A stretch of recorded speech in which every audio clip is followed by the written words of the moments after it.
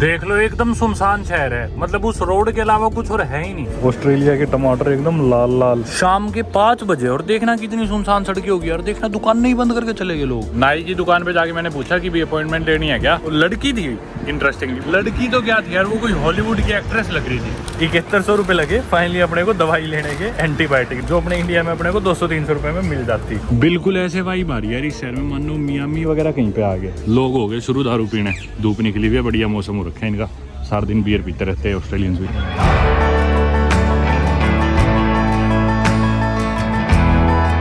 दोस्तों मेरे Australia road trip की एक नई वीडियो में आप सभी का स्वागत है। जैसा कि आप मेरी पिछली वीडियोस देख रहे हो तो आप लोग जानते होंगे कि मैं ऑस्ट्रेलिया देश के अंदर एक रोड ट्रिप करने लग रहा हूं अपनी इस कैंपर वैन में। और आप लोगों को ये भी पता होगा कि ऑस्ट्रेलिया कितना बड़ा देश है। जी हाँ, दुनिया की 6th लार्जेस्ट कंट्री है। इंडिया 7th है, लेकिन इंडिया के एरिया से डबल से भी ज्यादा ऑस्ट्रेलिया का एरिया। 77 लाख स्क्वायर किलोमीटर है इस देश का एरिया और 16 स्टेट्स और टेरिटरीज में डिवाइडेड है, जिसमें से 6 स्टेट्स है, 3 इंटरनल टेरिटरीज है ऑस्ट्रेलिया की और 7 एक्सटर्नल टेरिटरीज है। इस शहर में पहुंचा था मैं पिछली रात। शहर का नाम हालांकि कैनन वेल है, लेकिन इस शहर को ज्यादा एयरली बीच के नाम से जाना जाता है क्योंकि थोड़ा टूरिस्टी एरिया है और इसके पास में पड़ते हैं व्हिटसंडे आइलैंड्स, जिसे घूमने के लिए टूरिस्ट यहाँ पे आते हैं। एयरली बीच काफी मशहूर है, तो इस इलाके में आसपास में ही सभी लोग रुकते हैं। ये मेरी कैंपर वैन पार्क्ड है और ये जो कैंपिंग साइट है ये एक्चुअली एक हॉस्टल है जिसका नाम है नोमैड्स हॉस्टल एयरली बीच, और उसी में मैंने एक पावर्ड कैंपिंग साइट ले रखी है। हालांकि जो मेरी कैंपर वैन है सोलर पावर्ड है, इसको एक्सटर्नल पावर की जरूरत नहीं पड़ती, ये धूप से चार्ज हो जाती है। लेकिन इनके पास छोटी साइट्स, अनपावर्ड साइट्स अवेलेबल नहीं थी, तो मजबूरन मुझे ये पावर्ड कैंपिंग साइट लेनी पड़ी, जिसकी कीमत थोड़ी ज़्यादा भी थी ऑब्वियसली। और इस पावर्ड साइट के मैंने एक रात के दिए 47 ऑस्ट्रेलियन डॉलर। 2 रात मैंने बुक कराए जो कि 93 ऑस्ट्रेलियन डॉलर्स बने, तो यानी कि 5000 रुपये 2 रातों के सिर्फ यहाँ पे गाड़ी खड़ी करने के, सिर्फ स्पेस के।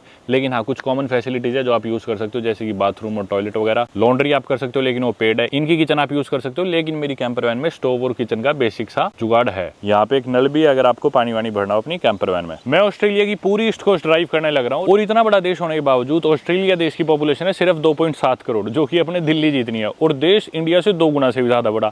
तो इसलिए यहाँ पे दूर दूर तक कुछ भी नहीं दिखता, एकदम खाली सड़कें, मानो किसी रेगिस्तान में आ गए। बहुत घंटों बाद कोई टाउन आता है और उस टाउन की पॉपुलेशन भी बिल्कुल थोड़ी सी होती है। इनफैक्ट अभी फिलहाल हम जिस शहर में, इसकी पॉपुलेशन भी 6-7 हजार होगी सिर्फ। और ये जितनी भी कैंपर वैन्स देख रहे हो ना आप, या लोग देख रहे हो, ये सभी लोग ऐसे रोड ट्रिप कर रहे हो, रात को अपनी कैंपर वैन लेके यहाँ पे रुके हैं, पार्किंग के पैसे दिए इन्होंने, आसपास व्हिटसंडे आइलैंड्स वगैरह घूमेंगे और दोबारा निकल जाएंगे रोड पे ट्रिप कंटिन्यू करने के लिए मेरी तरह। आज के प्लान्स की बात करें तो आज मुझे शहर में काफ़ी छोटे मोटे काम करने हैं, लेकिन एक प्रॉब्लम होगी है। प्रॉब्लम ये है कि मेरे दांत में इधर एक कैप चढ़ी हुई है जो कई साल पहले चढ़वाई थी, और उस कैप के नीचे हो गया शायद से इन्फेक्शन। मेरे को 2 दिन से दर्द होने लग रहा है काफ़ी, और मैं कंट्रोल करेगा अब। लेकिन फाइनली आज जब मेरे को नींद नहीं आई, बार बार नींद खुल रही थी, मैंने डॉक्टर को मैसेज करा इंडिया में जो मेरे डेंटिस्ट है, और उन्होंने बताया मोस्ट लाइकली एक इन्फेक्शन हो गया है और इसके लिए तुझे दवाई लेनी पड़ेगी, एंटीबायोटिक। लेकिन परेशानी है कि बिना प्रिस्क्रिप्शन के अपन ऑस्ट्रेलिया में एंटीबायोटिक्स ले कैसे। तो आज अपने को यही कुछ समाधान निकालना है, और अगर नहीं मिलती तो अपने को डेंटिस्ट की अपॉइंटमेंट लेनी पड़ेगी। मेरे पास ट्रैवल इंश्योरेंस नहीं है, था लेकिन वो एक्सपायर हो चुका है, तो जो भी खर्चा आएगा वो अपना कवर नहीं होने वाला। पहले हालांकि मैं काफ़ी दवाइयाँ लेके चलता था, सारे इंश्योरेंस वगैरह करा के चलता था, पर कभी दिक्कत ही नहीं होती थी, तो मैं बहुत फॉर ग्रांटेड लेने लग गया था। ना मैं दवाई लेके आता कुछ ऐसी खास, और मेरा ट्रैवल इंश्योरेंस भी मैं रिन्यू कराना भूल गया था। और अब आप लोग जानती हो कि इंडिया से बाहर डेंटिस्ट के जाना कितना महंगा पड़ सकता है। मेरे ख्याल से दुनिया में इंडिया से सस्ती और बेहतर कंट्री कोई भी नहीं है डेंटिस्ट के जाने के लिए। जी हाँ, इनफैक्ट जो इंडियंस इंडिया से बाहर रहते हैं डेवलप्ड कंट्रीज में भी, ऑस्ट्रेलिया, यूएस वगैरह में, वो जाके डेंटिस्ट से इलाज कराए, इससे सस्ता उन्हें ये पड़ता है कि वो इंडिया की फ्लाइट टिकट ले, इंडिया आए, घर वालों से, सबसे रिश्तेदारों से मिले, उनके लिए गिफ्ट्स भी ले जाए, इंडिया में इलाज भी करा ले डेंटिस्ट और वो वापस भी आ जाए। ये ज़्यादा सस्ता पड़ता है। तो आप हिसाब लगा ही सकते हो कि डेंटिस्ट से जाना कितना महंगा पड़ सकता है ऑस्ट्रेलिया जैसे देश में।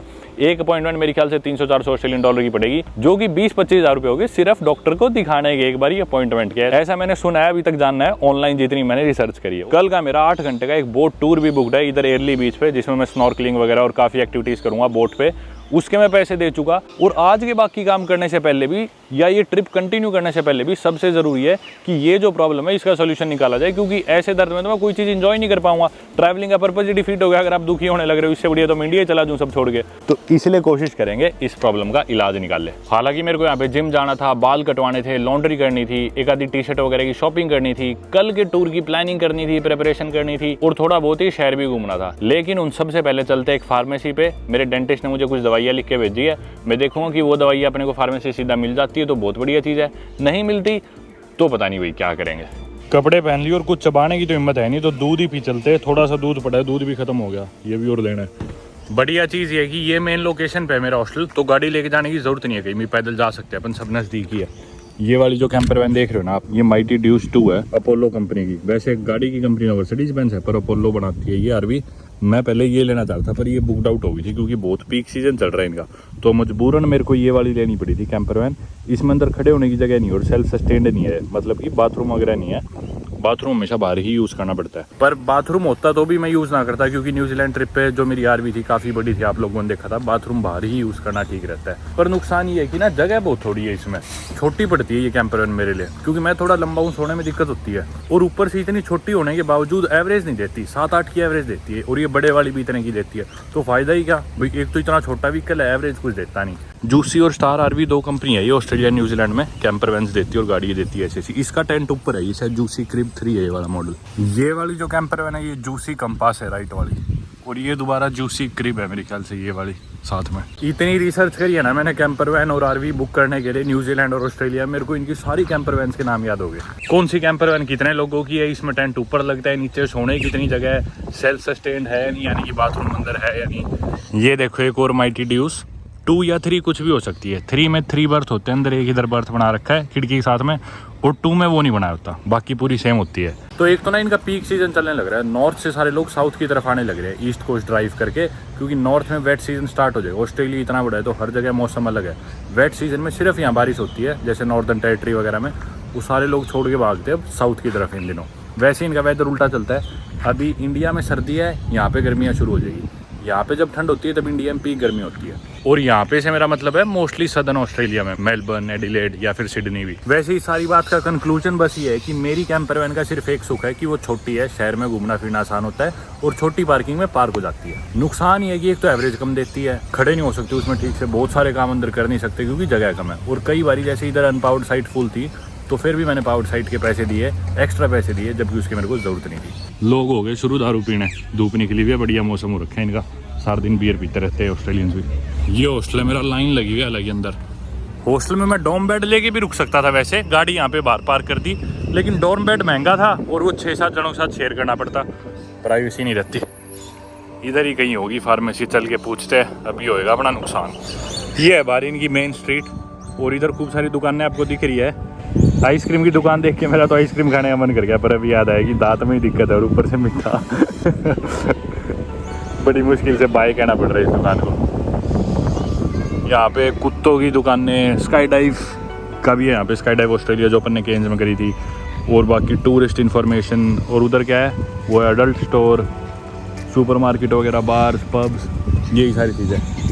इधर कुछ और बोट्स की डील्स लास्ट मिनट और ये सारी चीज़ें। सुंदर है यार, बस यही सड़क है, छोटा है बहुत पर सुंदर है जो मेन स्ट्रीट है ना। दुनिया में कहीं चल जाओ अपना भारतीय खाना जरूर दिख देगा, लवली इंडिया।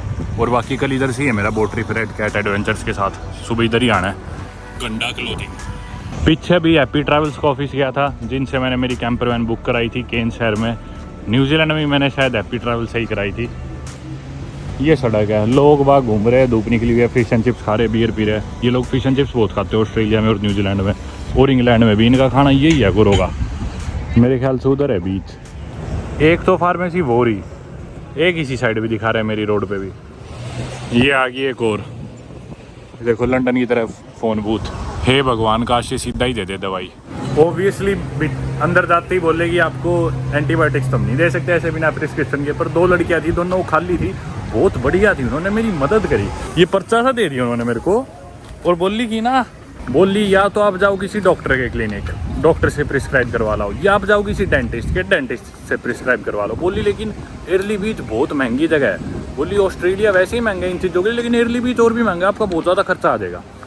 मैं बोला अच्छा कितना के लगभग? बोली $300-400 तो मान लो, मतलब 20-25 हज़ार रुपये, वही जो मैंने नेट पे पढ़ा था। उसने मेरे को दिया फिर एक ये पर्चा, बोली ये पर्चा ले जाओ आप, और बोली इस पर्चे पे ना इनको फ़ोन करो और इनको अपने सिम्टम बता दो, ये आपको दवाई प्रिस्क्राइब कर देंगे, और बता दो कि भी मेरे डेंटिस्ट ने ये दवाई बताई है, वो सेम आपको दवाई लिख के दे देंगे, और फिर आप हमारे पास ले आओ प्रिस्क्रिप्शन और वो दवाई हम आपको दे देंगे। और इनकी फीस है सिर्फ $45। ये तो बहुत सस्ता है अगर ये काम हो गया तो। अगर ये काम बन गया ना तो सही में लड़कियों को दुआएं दूंगा। तो ये ना 3 अलग अलग सर्विसेज है, एक तो है कंट्री डॉक्स, एक है टेलडॉक, एक है डॉक्टर्स ऑन डिमांड। इस पे कॉल का फीचर नहीं है, सिर्फ ऑनलाइन है। मेरे को लगा तीनों एक ही है, तो मैंने जो भी वेबसाइट जल्दी आगे दिखी ये कर दिया मैंने। इसकी फीस थी $60, $2 ऊपर एक्स्ट्रा कटे, तो टोटल कटे मेरे $62।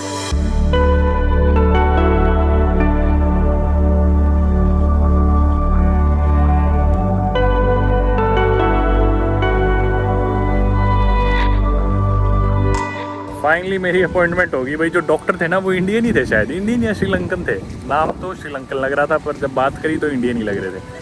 तो वो बोल रहे थे कि मैं आपकी फार्मेसी के पास प्रिस्क्रिप्शन भेज रहा हूँ। अपॉइंटमेंट से पहले ना आपको अपनी फार्मेसी ऐड करनी होती है उस वेबसाइट पे कि भी नियरेस्ट फार्मेसी कौन सी है, और उस फार्मेसी के पास प्रिस्क्रिप्शन भेजते हैं आपकी। तो डॉक्टर बोले आधे घंटे में चले जाना फार्मेसी पे जाके और दवाई ले लेना, मैं प्रिस्क्रिप्शन भेज रहा हूँ। तो सही है यार अगर पहुँच गई होगी तो। बाकी मेरे को बाल भी कटवाने यहाँ पे एक है तो बार एक दो, पर 4-5 बजे सब बंद हो जाता है। तो चल के देखते हैं, अगर अपॉइंटमेंट की ज़रूरत नहीं पड़ी सीधा नंबर आ गया तो बाल भी कटा लेंगे। बिल्कुल ऐसे वाइब आ रही है यार इस शहर में, मानो मियामी वगैरह कहीं पे आ गए है ना। बिल्कुल ऐसे बीच वाइब, लोग घूम रहे हैं छोटे छोटे कपड़ों में, एकदम चिल रिलैक्स्ड।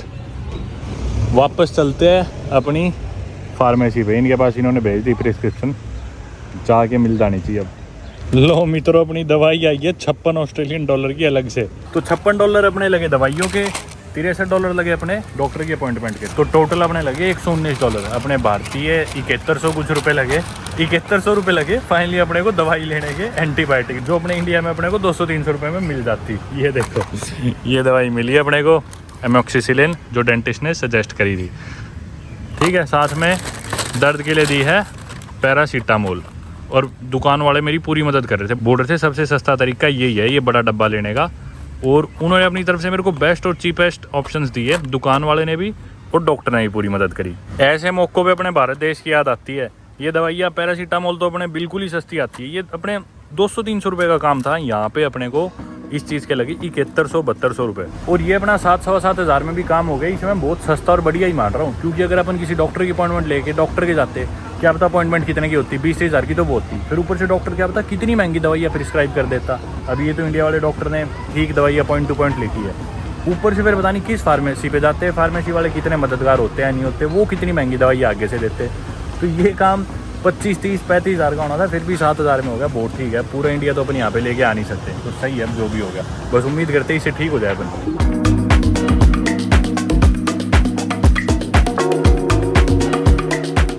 ये ले ली मैंने एक स्मूदी फ्रूट्स की, बूस्ट नाम से है। ये मलेशिया में ही मिलती थी, ऑस्ट्रेलियन कंपनी है।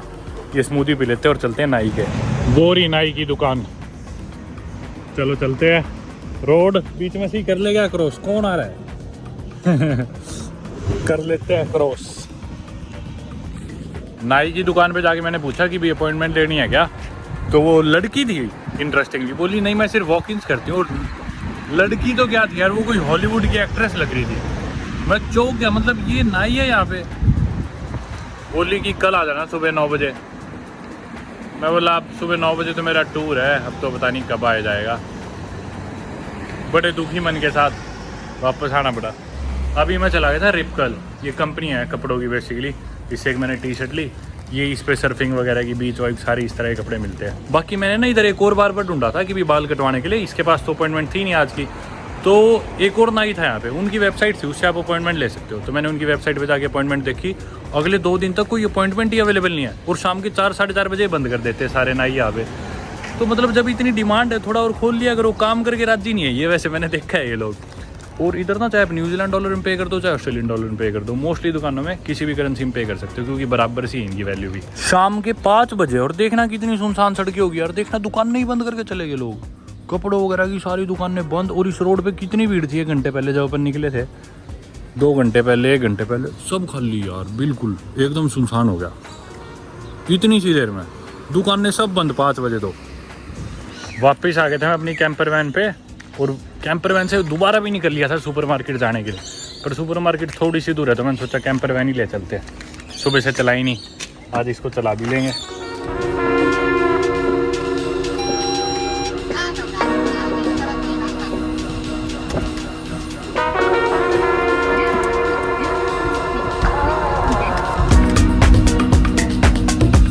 चीयर्स लाडलो, चीयर्स चीयर्स। देख लो एकदम सुनसान शहर है, मतलब उस रोड के अलावा कुछ और है ही नहीं। 1 किलोमीटर दूर है सुपरमार्केट और बिल्कुल सुनसान। और हालांकि मेरी पार्किंग के बिल्कुल पीछे थी सुपरमार्केट, लेकिन घूम के जाना पड़ेगा क्योंकि रास्ता नहीं है। इधर से किया कहीं लेफ्ट में, ये अब हम ना लेफ्ट में पहाड़ी पे चढ़ जाएंगे। और वो आपको दिख रहा है घर, अरे वाह यार खूबसूरत।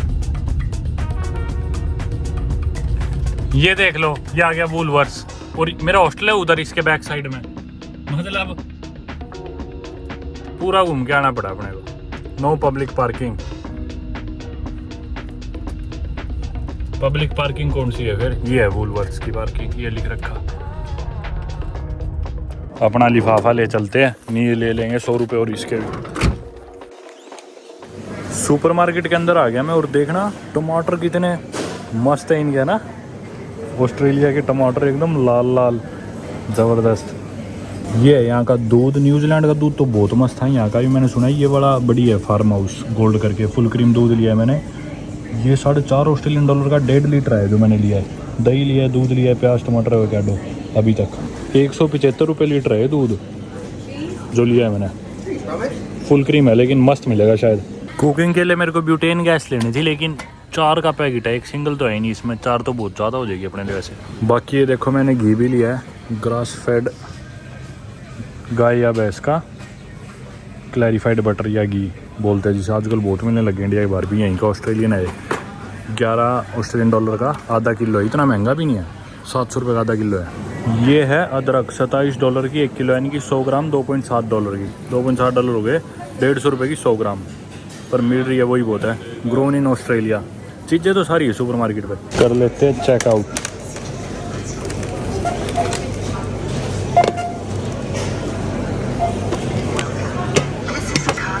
ये बढ़िया चीज़ है, कोई स्टिकर नहीं लगाया था मैंने प्याज का, लेकिन ये मशीन अपने आप ही डिटेक्ट कर लेती है कि भी ये वाले प्याज है इस वैरायटी के और इतना बोझ है उनमें। अभी देखो नींबू डाल लूँगा, फ्रूट एंड वेजिटेबल। एक नींबू है बस, रखूँगा ये अपने आप कर लेगी कि नींबू है। नींबू बता दिए इसने पर ये कंफ्यूज था, मैंने ये वाला नींबू सेलेक्ट कर लिया। होगा। एक बार सामान ला के रख दिया, कैंपिंग साइट पे जाके जचाएंगे। वापस आ गया अपन कैंपर वैन पे, सामान सा जचा दिया। अब चढ़ा लेते हैं थोड़ी चाय और साथ साथ खाना ही बना लेंगे। ये आजा।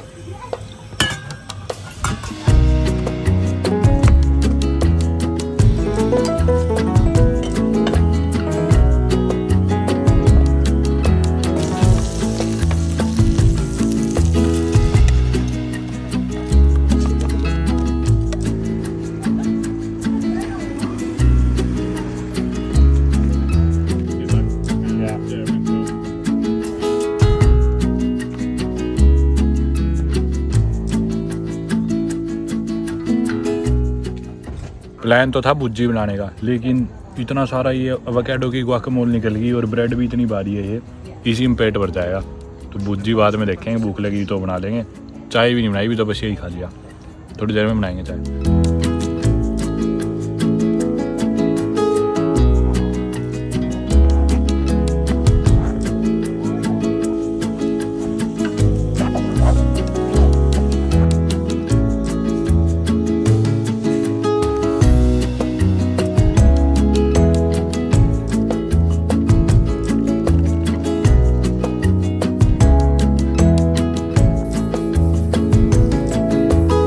दोस्तों नाई तो मिला नहीं आज, तो मैं खुद ही नाई बन गया।